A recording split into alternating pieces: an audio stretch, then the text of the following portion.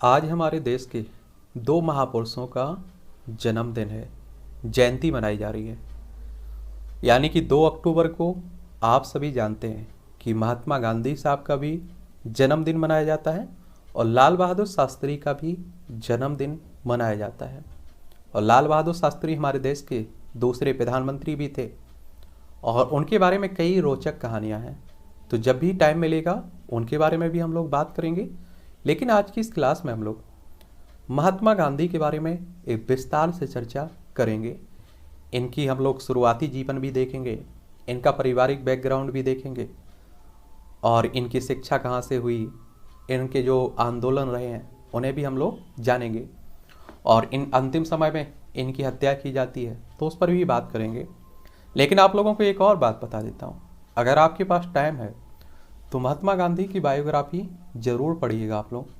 और मुझे नहीं लगता है कि इनने जितने आप देखिए सच्चाई लिखी है, दुनिया में कोई व्यक्ति अपने बारे में इतनी खुलकर सच्चाई लिख सकता है।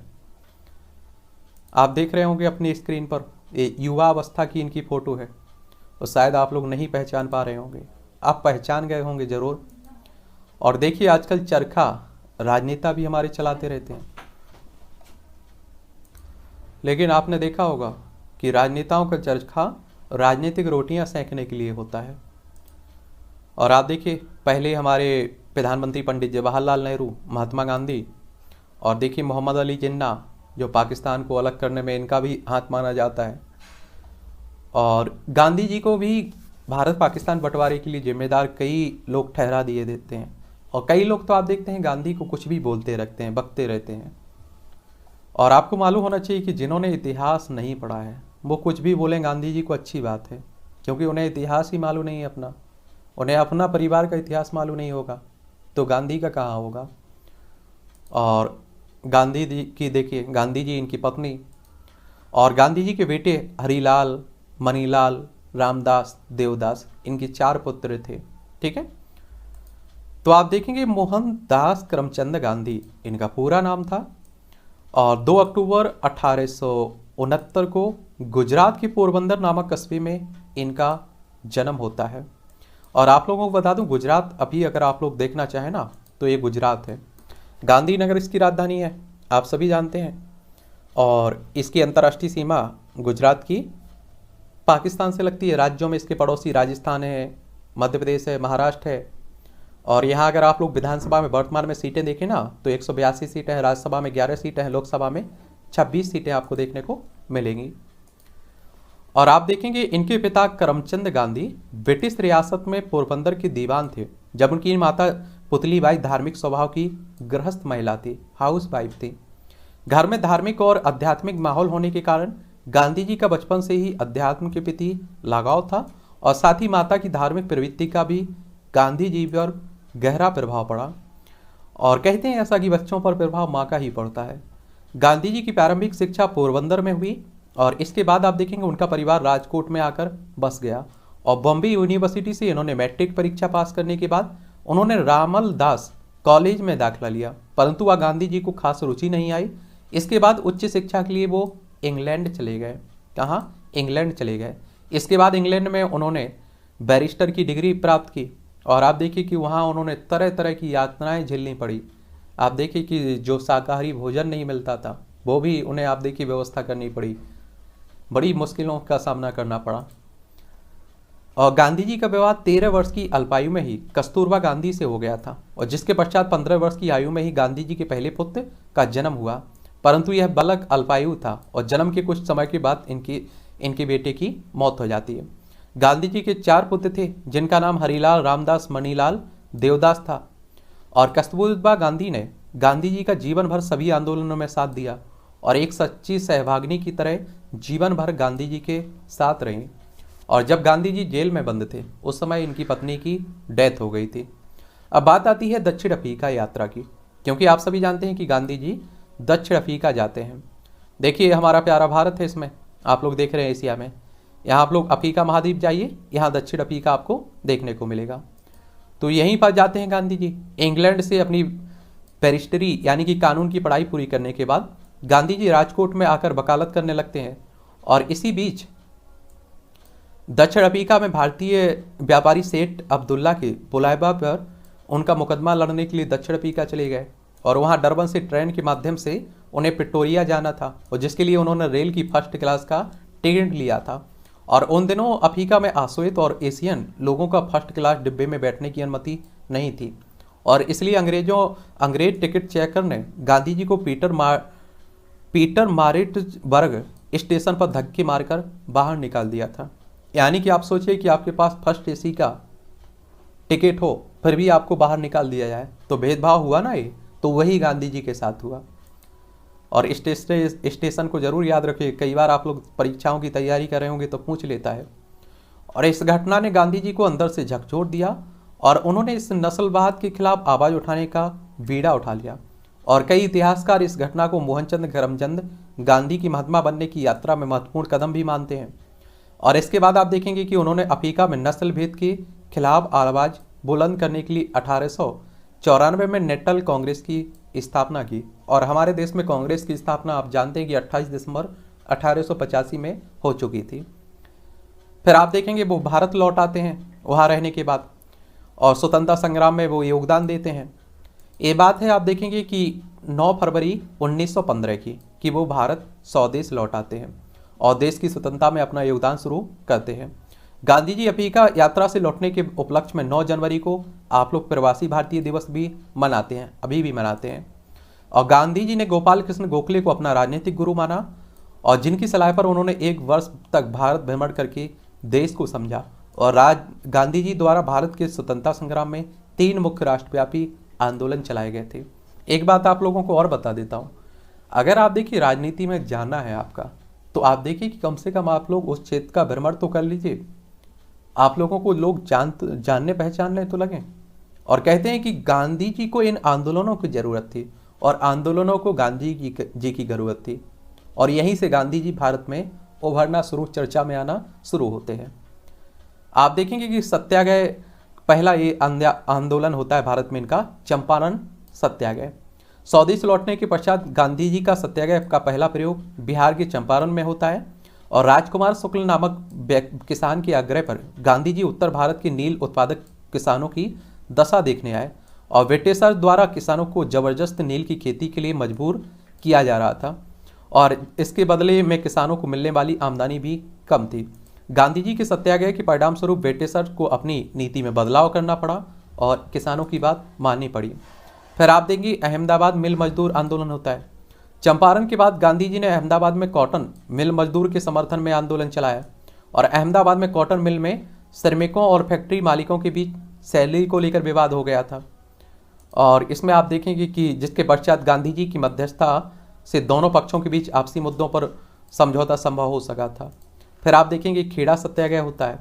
1918 में गुजरात के खेड़ा जिले में अकाल के कारण किसानों की फसल बर्बाद हो जाती है और जिस पर किसानों द्वारा ब्रिटिश सरकार से लगान माफ करने की गुहार की जाती है, परंतु ब्रिटिश सरकार द्वारा किसानों की मांग को दरकिनार करते हुए पूरा लगान चुकाने की बात कही गई और इस पर महात्मा गांधी द्वारा किसानों को समर्थन दिया गया और जिसके बाद आप देखेंगे ब्रिटिश सरकार द्वारा किसानों के करों में रियायत दी गई।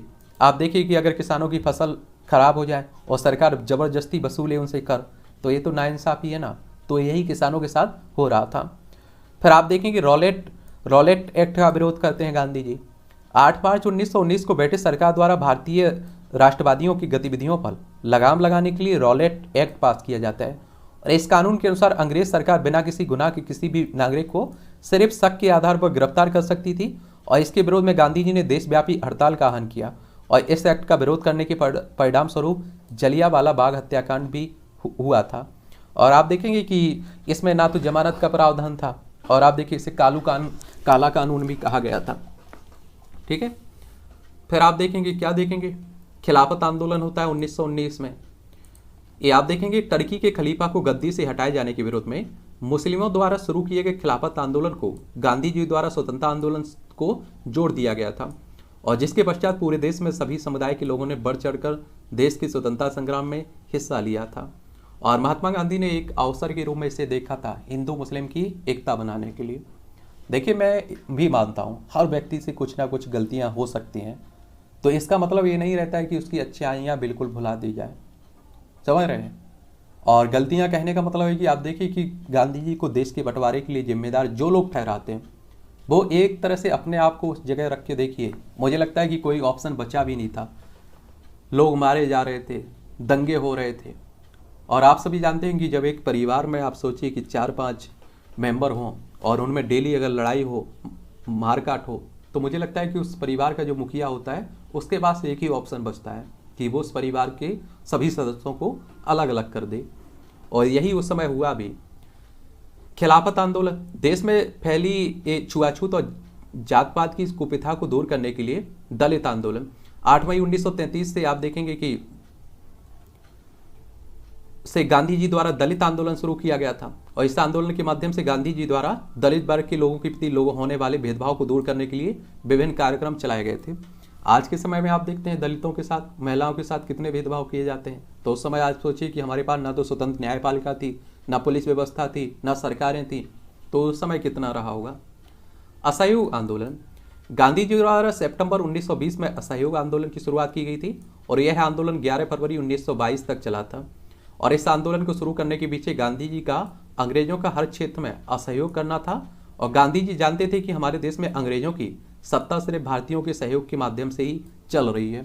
यानी कि आज भी तो आप देखिए हमारे जो नेता होते हैं वो क्या करते हैं, हम लोगों को ही पीसते रहते हैं और आप देखते हैं अपनी राजनीति करते रहते हैं। तो हमारे ही यहाँ आके अंग्रेजों ने हमारे ही लोगों को सेना में भर्ती करके हम लोगों पर ही अत्याचार कर रहे थे, हम लोगों का ही लूटफूट हो रही थी। अगर भारतीय अंग्रेजों की सहयोग देना बंद कर दें तो अंग्रेज भारत देश में अधिक समय तक राज नहीं कर पाएंगे। इसलिए गांधी जी ने देश के लोगों से हर क्षेत्र में अंग्रेजों का असहयोग करने की अपील की और गांधी जी की अपील पर लोगों ने आंदोलन को भरपूर समर्थन भी दिया। परिणाम स्वरूप हजारों लोगों ने अपने सरकारी नौकरी छोड़ दी, वकीलों ने वकालत, छात्रों ने स्कूल कॉलेज छोड़ दिए, मजदूरों ने फैक्ट्री, देशवासियों ने विदेशी सामान का उपयोग छोड़ दिया। और इसके परिणाम स्वरूप देश में ब्रिटिश शासन के पांव उखड़ने लगे। और परंतु अपने चरम पर इस आंदोलन को गांधी जी द्वारा चोरी कांड के बाद वापस ले लिया गया था। और सविनय अवज्ञा आंदोलन, वेटर्स द्वारा 1930 में आप देखेंगे भारतीयों के नमक बनाने पर पाबंदी लगा दी गई थी और जिसके पश्चात आम आदमी की प्रतिदिन के खाद्य का अहम हिस्सा नमक का उत्पादन प्रतिबंधित हो गया था। अब आप सोचिए वो हिंदू है चाहे मुस्लिम है, कोई किसी भी धर्म से किसी भी जाति से जुड़ा हुआ हो, सबकी जरूरत होती है नमक। तो इसके परिणाम स्वरूप गांधी जी द्वारा 12 मार्च सन 1930 को अहमदाबाद के साबरमती आश्रम से दांडी यात्रा की शुरुआत की और जो कि कुल 24 दिनों तक थी। इस यात्रा में गांधी जी के साथ 78 सत्याग्रही थे और यह यात्रा 14 दिन की अवधि के पश्चात दांडी के तट पर पहुंची और जहां आप देखेंगे जहां से नमक बनाकर गांधी जी ने अंग्रेजों के नमक कानून को तोड़ा और इसके साथ ही सविनय अवज्ञा आंदोलन की शुरुआत भी हो गई थी और जिसके तहत गांधी जी ने लोगों को अंग्रेजों के जनता के प्रतिकूल बनाए कानून को तोड़ा। और इस आंदोलन में पूरे देश के नागरिकों ने गांधी जी का साथ दिया था और जिससे यह आंदोलन अपने उद्देश्य में सफल भी रहा था। ठीक है। भारत छोड़ो आंदोलन, ब्रिटिश सरकार की जड़ों पर प्रहार करने के लिए गांधी जी द्वारा वर्ष 1942 में भारत छोड़ो आंदोलन चलाया गया था और इस आंदोलन के दौरान देश में स्वतंत्रता संग्राम अपने चरम पर था और गांधी जी द्वारा इस आंदोलन के दौरान करो या मरो का नारा भी दिया गया था और इस आंदोलन में गांधी जी द्वारा लोगों को आज़ादी प्राप्त करने के लिए पूरा जोर लगाने के लिए भी उत्साहित किया गया था। तो इस तरह के तमाम आप देखेंगे आंदोलन गांधी जी के द्वारा चलाए गए। ठीक है। अब महात्मा गांधी के कुछ दर्शन भी देख लीजिए आप लोग और इन्हीं के आंदोलनों के बाद आप देखते हैं 15 अगस्त 1947 को भारत आज़ाद होता है, लेकिन भारत के आज़ाद के साथ ही पाकिस्तान भी अलग हो जाता है। ठीक है। पहले पाकिस्तान में आप देखिए बांग्लादेश भी हुआ करता था, फिर 1971 में आप सभी जानते हैं कि हमारे भारत और पाकिस्तान के बीच युद्ध होता है और बांग्लादेश आज़ाद हुआ था। उस समय हमारे देश की प्रधानमंत्री इंदिरा गांधी थी। ठीक है। महात्मा गांधी किसी भी उद्देश्य को प्राप्त करने के लिए सत्य और अहिंसा को सबसे मजबूत हथियार मानते थे और गांधी जी का मानना था कि न सिर्फ उद्देश्य पवित्र होना चाहिए बल्कि उद्देश्य प्राप्त करने का साधन भी पवित्र होना चाहिए। लियो टॉलस्टॉय और हेनरी डेविड थोरी जैसे पश्चिमी विचारकों का गांधी के जीवन पर गहरा प्रभाव पड़ा और जिनसे कि गांधी जी ने अहिंसा का सिद्धांत ग्रहण किया था और गांधी जी सत्य को जीवन का सबसे बड़ा उद्देश्य मानते थे और इसी के आधार पर गांधी जी का संपूर्ण जीवन दर्शन टिका हुआ था और सत्य के माध्यम से ही वास्तविक विजय प्राप्त पाई जा सकती है। और इस कथन के आधार पर उन्होंने अपने जीवन गाथा का नाम भी मेरे प्रयोग रखा था। फिर अहिंसा की बात होती है। गांधी जी किसी भी उद्देश्य को पाने के लिए अहिंसा को प्रमुख हथियार मानते थे, और गांधी जी के आंदोलनों में हम अहिंसा के सिद्धांत का प्रयोग प्रमुख रूप से देख सकते हैं। गांधी जी का मानना था कि अहिंसा के लिए आंतरिक रूप से मजबूत होना आवश्यक है। सादगी में गांधी जी का दृढ़ विश्वास था। गांधी जी का मानना था कि जब तक हम अपने जीवन में सादगी नहीं अपना लेते तब तक समाज में अमीर और गरीब की खाई को नहीं पाटा जा सकता है। और सादगी का पालन करने के लिए गांधी जी द्वारा पूरी उम्र एक ही खादी धोती का उपयोग किया गया। आज आप देखिए दिखावा। विश्वास, गांधी जी द्वारा विभिन्न धर्म के लोगों के मध्य एकता बनाए रखने के लिए विश्वास को प्रमुख तत्व माना गया है। और गांधी जी का मानना था कि विभिन्न धर्म के लोगों के बीच सांप्रदायिक सौहार्द बनाए रखने के लिए आवश्यक है कि लोग एक दूसरे के धर्मों के आवश्यक तत्वों को ग्रहण करें और आपसी समझ में वृद्धि को बढ़ावा दें। ब्रह्मचर्य, गांधी जी आध्यात्मिक शुद्धि के लिए देशवासियों को सदैव ब्रह्मचर्य पालन करने का उद्देश्य भी देते थे। और इनके द्वारा देखिए समाचार पत्र भी निकाले गए और कई समाचार पत्रों से जुड़े रहे जनता को जागरूक करने के लिए एक तरह से। इसमें आप देखेंगे कि आपका इंडियन ओपिनियन है, दक्षिण अफ्रीका में गांधी जी द्वारा शुरू किया गया था, और प्रथम समाचार पत्र जिसके माध्यम से गांधी जी ने नस्ल भेद के खिलाफ आवाज उठाई थी। नवजीवन पत्र गांधी जी द्वारा हिंदी और गुजराती में शुरू किया गया न्यूज़पेपर था ये। और यंग इंडिया गांधी जी द्वारा अंग्रेजी में प्रकाशित साप्ताहिक पत्रिका थी। हरिजन समाज में दलित वर्ग के उत्थान के लिए गांधी जी द्वारा संचालित समाचार पत्र। और किताबें इनकी कुछ थी, हिंद स्वराज, मेरे सपनों का भारत, ग्राम स्वराज, दक्षिण अफ्रीका में सत्याग्रह, एक आत्मकथा या सत्य के साथ मेरे प्रयोग की कहानी, स्वास्थ्य की कुंजी, हे भगवान मेरा धर्म, सच्चाई भगवान है। ये इनकी किताबों के नाम हो गए। और आप देखिए ग्राम पंचायतों के पक्षधर थे गांधी जी। अगर आप सोचिए कि कुछ समय तक और जिंदा रहते तो 1950 में ही आप देखिए पंचायतों को संविधान में जगह मिल जाती, जो आप देखते हैं कि 73वें और 74वें संविधान संशोधन के तहत आप देखिए संविधान में जगह मिलती है। सत्य और अहिंसा के पुजारी महात्मा गांधी जी को राष्ट्रपिता की उपाधि भी दी गई थी, और उनके आदर्शों और महान व्यक्तित्व के चलते नेताजी सुभाष चंद्र बोस ने सर्वप्रथम 4 जून 1944 को सिंगापुर रेडियो से एक प्रसारण के दौरान गांधी जी को देश का पिता कहकर संबोधित किया था। ये याद रखा करिएगा, कई बार पूछ लेता है कि गांधी जी को पिता किसने कहा था, राष्ट्रपिता। इसके बाद नेताजी ने 6 जुलाई 1944 को रेडियो रंगून से एक संदेश प्रसारित करते हुए गांधी जी को राष्ट्रपिता कहकर संबोधित किया था। इनके कुछ आप देखिए स्लोगन भी हैं, विचार हैं। आपका भविष्य इस बात पर निर्भर करता है कि आज आप क्या कर रहे हैं। महात्मा गांधी, करो या मरो, ये भी महात्मा गांधी। शक्ति शारीरिक क्षमता से नहीं आती है, यह एक अदम्य इच्छा शक्ति से आती है। पहले वो आप पर बिल्कुल भी ध्यान नहीं देंगे, फिर वो आप पर हंसेंगे और फिर आपसे लड़ेंगे, तब आप निश्चित ही जीत जाएंगे। ये भी महात्मा गांधी ने कहा था। अपने जीवन में कुछ इस तरह जियो जैसे कि तुम कल मरने वाले हो, कुछ ऐसे सीखो जैसे तुम हमेशा के लिए जीने वाले हो। कानून का दुरुपयोग मन को दूषित और अशांत करता है। सत्य कभी भी ऐसे कारण को कोई नुकसान नहीं पहुंचाता जो कि उचित हो। भगवान का कोई धर्म नहीं होता है। खुशी तभी मिलेगी जब आप जो भी सोचते हैं, जो भी कहते हैं और जो भी करते हैं सब एक सामंजस्य में हो। और अंतिम समय, जैसा कि आप सभी जानते हैं, आज़ादी के 1 साल बाद 30 जनवरी 1948 को नाथूराम गोडसे नामक एक व्यक्ति ने महात्मा गांधी को गोली मारकर हत्या कर दी थी नई दिल्ली में। और ये संध्याकालीन प्रार्थना के लिए जा रहे थे, तभी पैर छूने के नाटक करते हुए गांधी जी पर पिस्तौल से गोली मार दी गई थी। उनके कुछ साथी भी आप देखेंगे आरोपी घोषित किए थे। और इनकी महात्मा गांधी की वर्तमान में समाधि आपको राजघाट में देखने को मिलेगी। तो इस तरह से आप देखेंगे बापू जी का जीवन था। और मुझे लगता है गांधी जी को पढ़े बिना अगर आप लोग सिविल सर्विस स्टेट पीसीएस की तैयारी कर रहे हैं तो मुश्किल है। और आप लोग दूसरी बात ये देखिए, हमारे देश का कोई भी नेता हो, कितना भी किसी भी पार्टी का नेता हो, गाली देता रहता हो, लेकिन जो उसके शीर्ष नेतृत्व रहता है वो आप देखते हैं महात्मा गांधी के सामने हमेशा हाथ जोड़े खड़े रहते हैं। उनकी राजनीति उनके बिना हो ही नहीं सकती है। और विदेशों में आप जाते हैं तो जो यहाँ गाली देते हैं भारत में, वो फूल मालाएँ पहनाते हैं महात्मा गांधी को। तो ये है महात्मा गांधी की शक्ति। चलिए पढ़ते रहिए, एंजॉय करते रहिए। और किसी के बारे में जानना है तो आप लोग उसका नाम नीचे लिख सकते हैं, ठीक है।